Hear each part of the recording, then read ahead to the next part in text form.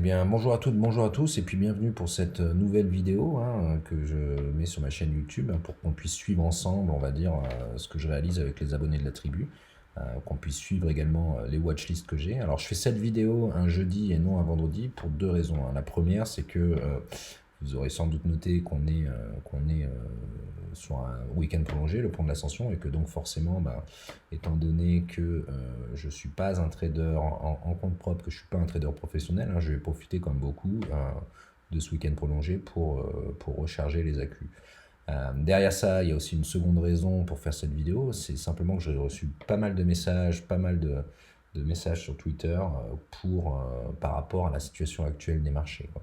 J'entends beaucoup en effet que le marché craque, le marché chute, et donc ça me semblait important de devoir faire une remise au point par rapport au marché actuel.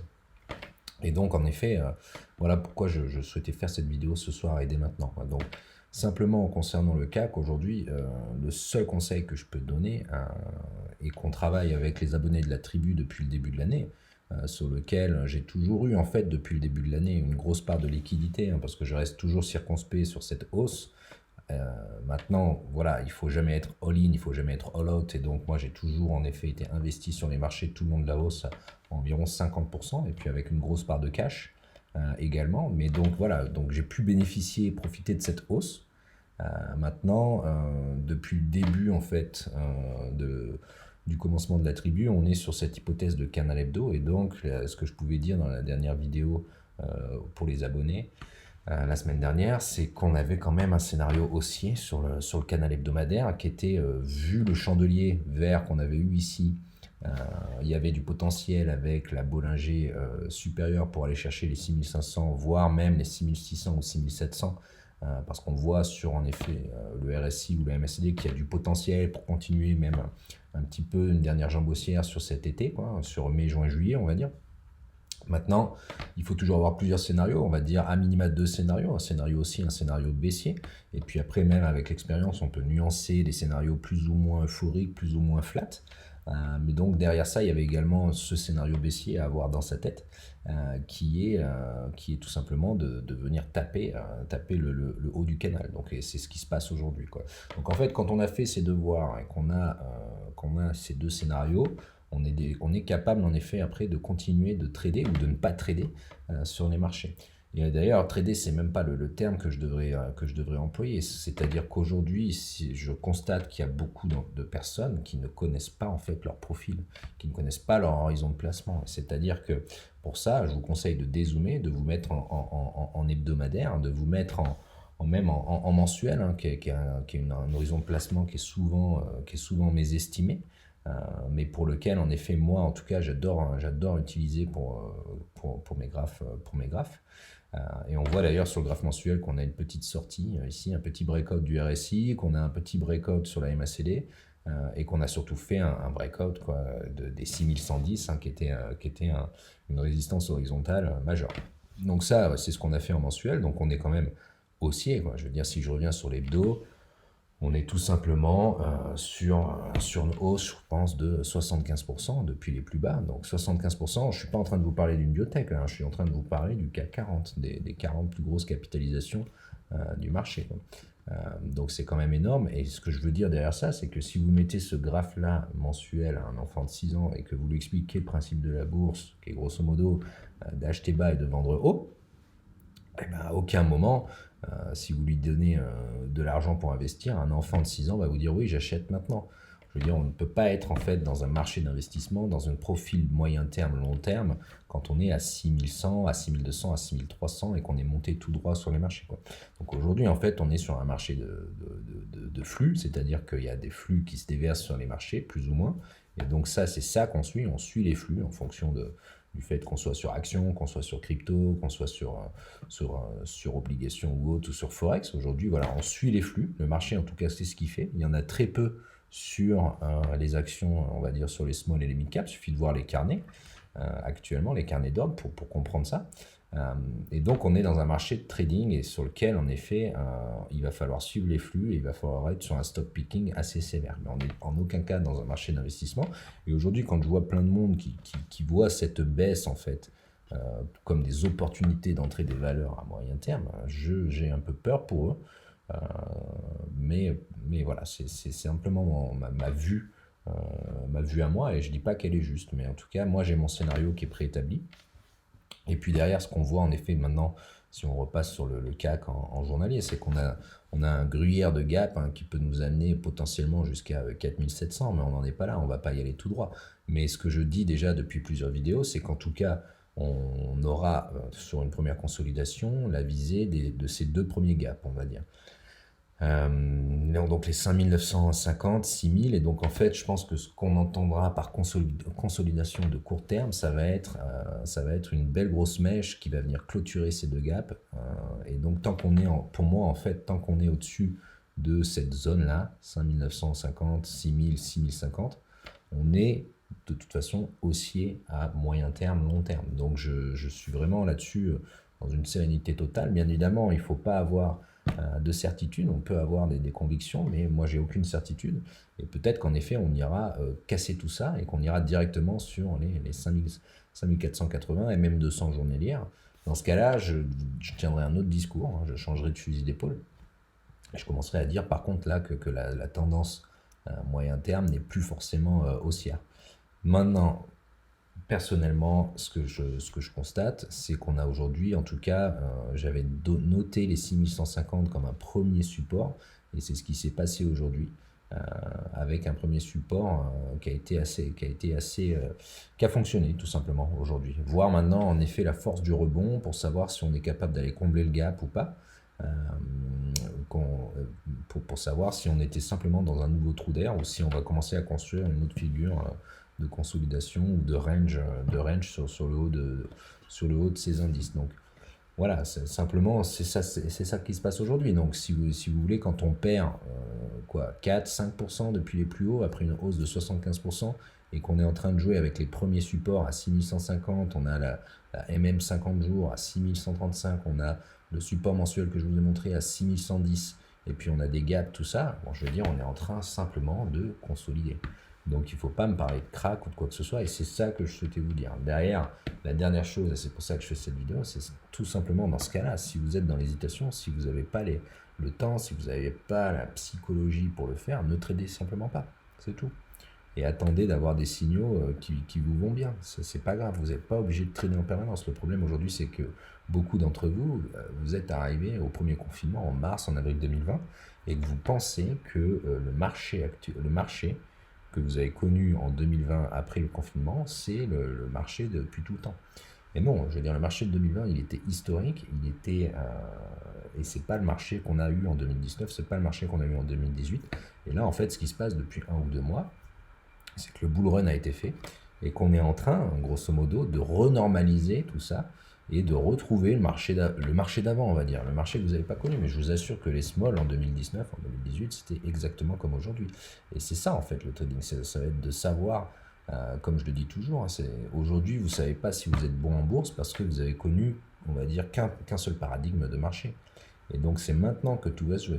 C'est maintenant, si vous arrivez à conserver vos gains, si vous arrivez à pas trop perdre d'argent, et si vous arrivez à ne pas paniquer, vous saurez que vous avez un avenir en tant que trader. Par contre, si maintenant vous commencez à faire n'importe quoi, et ben, ça voudra simplement dire que vous allez prendre une bonne leçon, et, on va dire financièrement et d'un point de vue trading, et c'est en soi-même, c'est pas grave, hein. Je veux dire, le seul moyen malheureusement d'apprendre sur les marchés, c'est de perdre de l'argent. Donc moi j'en ai perdu, hein, par le passé. Et c'est comme ça que j'ai appris. Mais beaucoup d'entre vous qui sont rentrés en avril 2020 ou en 2020 n'ont jamais perdu d'argent, puisqu'en fait en 2020 on pouvait acheter n'importe quoi, ça montait, quoi. Donc c'est vraiment ça. Maintenant, on est capable, il faut être capable en fait de gagner de l'argent en tradant peu. Et moi c'est ce que j'ai fait en avril, c'est ce que j'ai fait au mois de mai. Depuis le début de l'année, j'ai regardé mes stats, pour la tribu, j'ai passé 121 trades, 122 je crois même. J'en ai à peu près 80-85 gagnants et puis une quarantaine perdants. Mais surtout, en fait, ce que je constate, c'est que depuis le début du mois d'avril, depuis 1 mois, j'ai passé 15 trades, quoi. Très très peu de trades en fait. Mais ces 15 trades-là, c'est des très très forts gains, parce que si vous voulez, on est dans une optique on est dans une optique d'être très très sélectif. Donc voilà, actuellement je passe très très peu de trades, et quand je m'engage sur un trade, c'est que je pense qu'il va être payant, qui va être gagnant plus qu'avant. Alors qu'avant, on pouvait un peu plus jouer avec le risque, si vous voulez, et se permettre un peu plus de trade, un peu plus d'activité, quoi. Donc voilà. Donc c'est ça que je voulais vous dire, et simplement, prenez du recul, hein, c'est vraiment mon conseil. Prenez du recul si vous trouvez que le marché est compliqué. Bien évidemment que sur les small, c'est pas facile actuellement. On a quand même voilà, des carnets qui se vident. Ce que je disais également aux abonnés de la tribu, de faire très très attention avec le pont de l'ascension. Qu'est-ce qui va se passer avec le pont de l'ascension? C'est que sur les small, il y a quand même beaucoup de particuliers. Alors même si on ne représente pas le gros des ordres, le gros des volumes du marché, les particuliers, mine de rien, sur les small peuvent être importants pour un carnet. Et ce qui se passe aujourd'hui avec les particuliers comme moi ou d'autres qui prennent un week-end prolongé ou des congés, c'est que les carnets sont désertés et sont creux. Et derrière, ça entraîne des paniques baissières, malheureusement actuellement, ou des fois même des paniques haussières.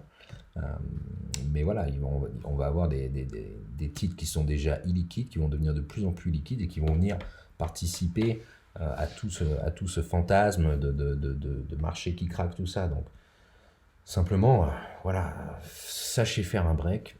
Faites un break, prenez du recul et puis revenez un petit peu plus tard. Et c'est pas grave, l'opportunité de.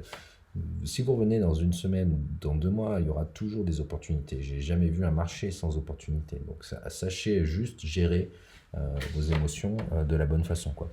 Donc ça, c'était le laïus, vraiment pourquoi je voulais faire cette vidéo. Maintenant, ce que je vous propose comme toujours, hein, c'est de passer en revue la watchlist. Toujours avec le code couleur habituel, hein.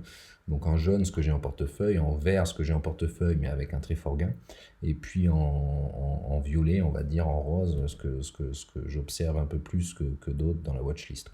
J'ai toujours, en effet, pour les abonnés, 3 watchlists. J'ai une watchlist de backlog qui est un petit peu, on va dire, une antichambre sur laquelle j'observe des choses en construction, mais qui ne sont pas encore prêtes pour être en action. Donc là-dessus, voilà, hein, j'ai ce backlog-là. Et puis on a aussi, on trade ensemble des setups un peu plus moyen terme, long terme.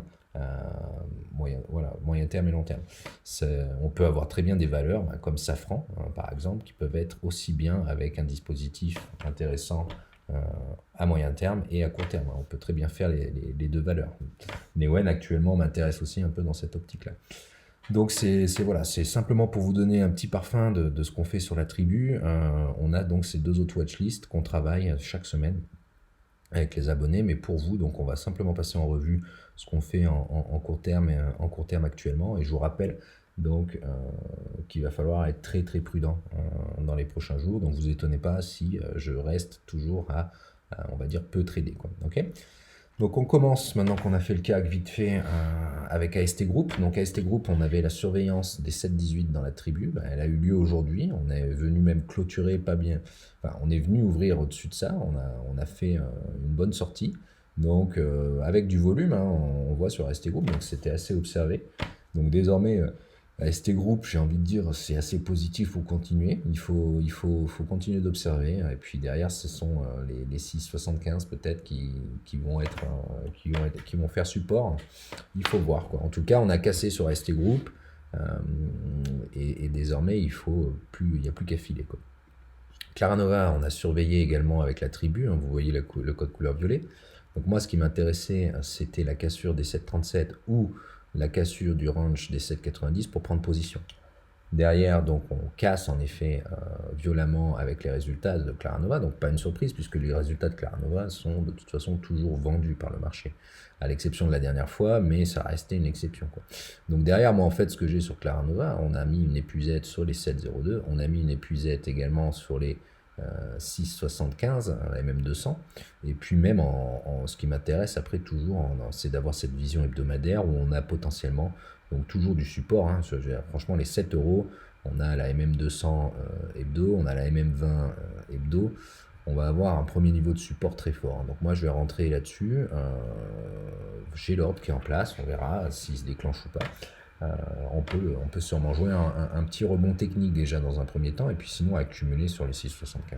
C'est ce qu'on fait actuellement, mais ça reste un petit peu baissier, hein, donc il faut avoir conscience de ça quand on fait. Derrière, j'ai du Neoen. Donc Neoen, voilà, j'en ai parlé à plusieurs reprises, ça fait très longtemps que je l'attendais sur ces niveaux. Neoen. c'est en hebdo, une fois de plus, qu'elle parle le mieux. Donc en Neoen, qu'est-ce qu'on suivait? On suivait la touchette de la semaine dernière. La touchette, on a eu l'alerte sur le support oblique hebdo, mais bien évidemment, c'était trop grossier, trop scolaire, trop évident, et donc je ne suis pas rentré la semaine dernière parce que je pense que des fois le marché a juste envie de prendre à contre-pied beaucoup de monde. Et on voit d'ailleurs aujourd'hui, hein, j'ai pris qu'une demi-position parce qu'il faut savoir être prudent. On a un bon niveau de support aussi sur ces 25 euros, sur cette zone-là. Et puis on a aussi maintenant désormais sur les 28, qui est, je crois, il y a une AK dans cette zone des 28 euros, qui est désormais aussi conjuguée avec la Bollinger Hebdo. Donc voilà, simplement, moi, je rentre une demi-position. Et ce que j'explique pour ceux qui veulent jouer le rebond technique, c'est tant qu'on est comme ça, là, on peut dégueuler très longtemps, on peut surfer très très longtemps sur la Bollinger, hein, qui est le seul support qu'on a. Et moi, je suis rentré sur les supports de la Bollinger en anticipé, parce qu'en fait, si vous voulez, sur Neoen, il y a deux façons de faire, hein. Soit on attend, on laisse tomber, on attend un gros chandelier vert qui va venir casser la MM7, et puis on commence à observer pour vraiment jouer un retournement. Soit on est dans l'anticipation comme moi, et dans ce cas-là, on achète la Bollinger supérieure, on vend au bout de 2, 3, 4% pour assurer quelques gains, et on rachète la Bollinger supérieure, et voilà, on travaille un peu la baisse. Et ça, c'est très très compliqué, je le conseille pas trop. Maintenant, voilà, moi ce que j'ai pris, donc j'ai pris une position à 33, j'ai une épuisette à 32, et puis on va continuer à observer ça. Il faut être très réactif, il faut savoir ce qu'on fait. C'est vraiment pas en ce moment un trade que je conseillerais. Ce que je conseille, hein, il y en a encore, hein, des configurations comme celle d'Exmar. Donc Exmar, hein, je vous en avais parlé, on l'a suivi quand elle était à 2,80, on l'a suivi tout le long. Je dézoome un petit peu encore, mais ce qui est parlant en fait, c'est qu'il y a un gap à 3,95. Et voilà, donc nous on l'avait pris déjà sur ces niveaux-là, on avait fait toute la hausse, c'était un très très bon trade. Ça reste un carnet très creux.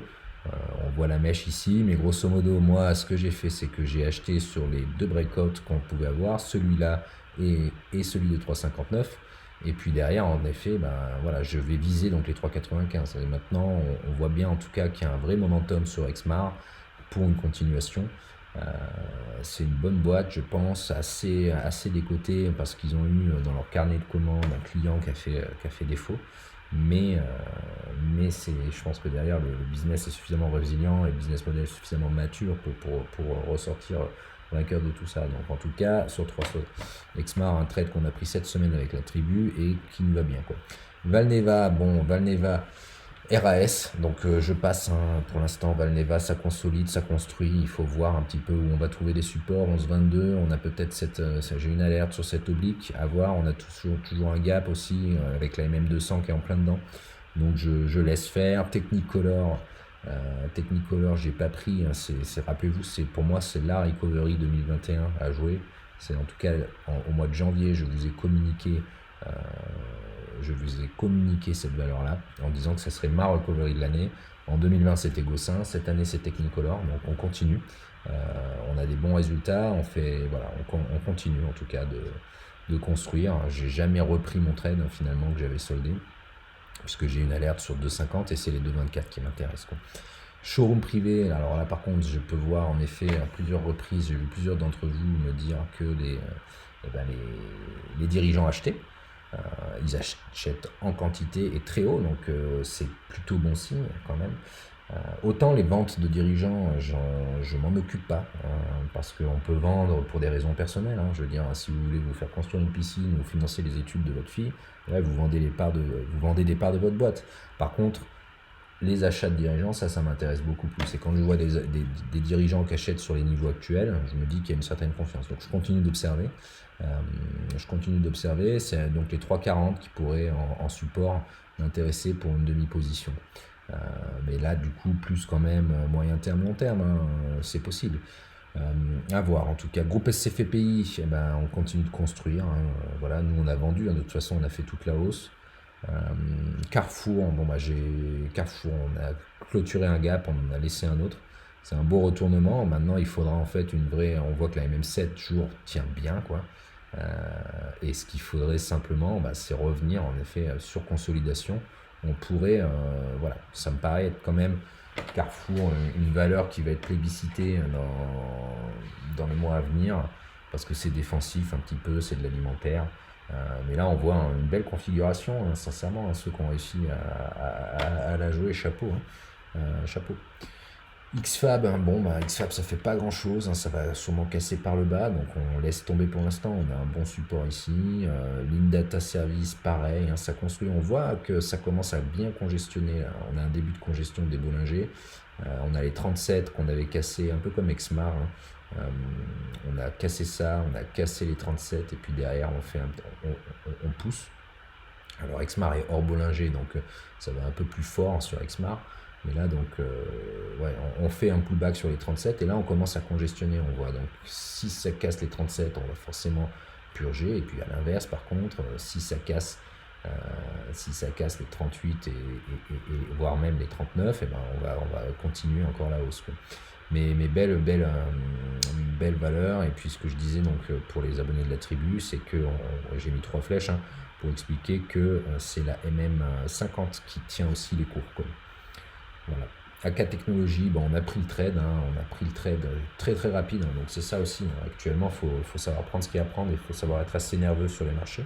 Donc là, c'est ce qu'on a fait. Hein. J'avais pris sur cassure des 23,40, j'ai soldé sur le comblement du gap avec les abonnés de la tribu, j'ai soldé à 25,80, donc on voit qu'on est monté tout là-haut.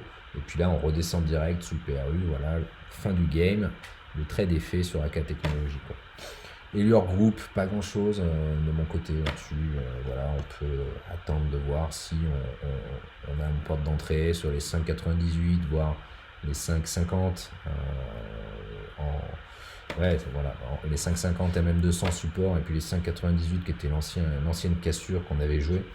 Voilà. Sinon, bon, on est déjà quand même pas mal haut aujourd'hui. Les 7,50 me semble être l'objectif. Donc on reste prudent.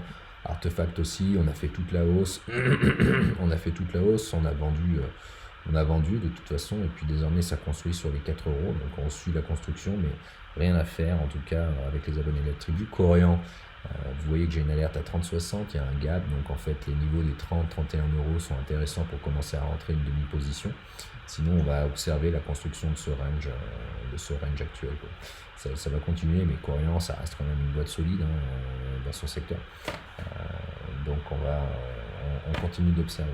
Et Gide, on l'avait prise, hein, on l'avait soldée également, mais on voit quand même que finalement là cette hausse sur les 1,40, là c'est intéressant quoi. Je veux dire, on est revenu à nouveau sur une construction intéressante. Donc je continue d'observer, toujours on va dire 1,23 pour un support, 1,23 pour une épuisette, on va dire, sur Régine.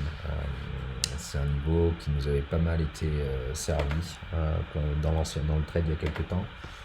Voilà, 1,23 donc. DBV Technologies, ben c'est un petit peu, ouais, ça prend pas trop là, je pense que ça va taper un petit peu. En tout cas, on est sur les supports, et puis sinon, ben, on ira sur les 8,46, donc on observe. Villemorin, j'en ai parlé longuement dans la tribu, les matières premières, tout ça, voilà, ça devient la mode. Les 58 euros hein, sont un bon prix. Donc on peut rentrer sur les 58 euros, ça fera office de support oblique et de support horizontal pour rentrer dessus. Quoi. Neuron, on continue d'observer. Sur la tribu, vous connaissez mon prix d'entrée pour Neuron et pourquoi je souhaite rentrer sur ces niveaux-là et sur cette boîte.